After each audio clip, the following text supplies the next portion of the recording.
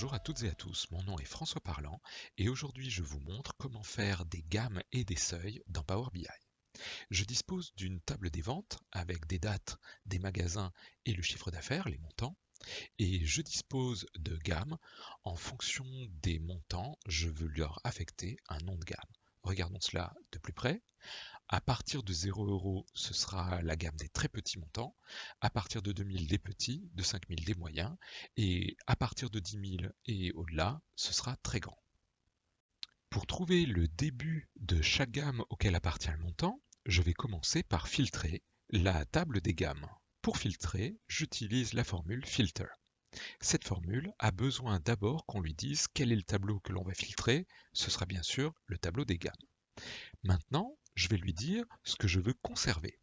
Je veux uniquement dans le tableau des gammes les chiffres de début qui sont inférieurs ou égaux à mon montant.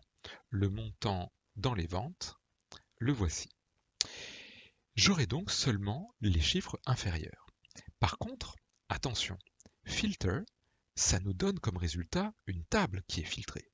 Or ici, j'ai besoin d'avoir juste un chiffre. Il me faut donc prendre le maximum de ces chiffres-là. Pour avoir le maximum, je vais utiliser la formule maxx qui a besoin d'une expression, d'un tableau si vous voulez, et de la colonne qui nous intéresse. Ici, dans le tableau des gammes, ce sera le début de la gamme. J'appuie sur Entrée et on aura donc pour chacun des montants le début de gamme auquel il appartient. Maintenant que nous avons trouvé le début de la gamme, il nous est facile de trouver le nom de celle-ci. C'est une recherche exacte. Je vous propose d'utiliser la formule lookup value. Cette formule a besoin de la colonne de résultats, de la colonne dans laquelle on va chercher et de la valeur cherchée. C'est un petit peu ce que l'on a l'habitude de voir dans une recherche V. Alors, allons-y.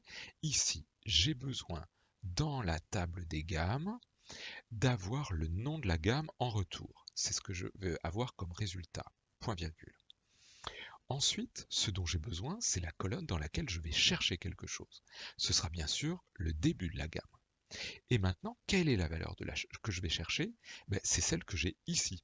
C'est donc dans mes ventes, le début. J'appuie sur Entrée et j'ai ici les noms de gamme qui sont affichés à côté des débuts.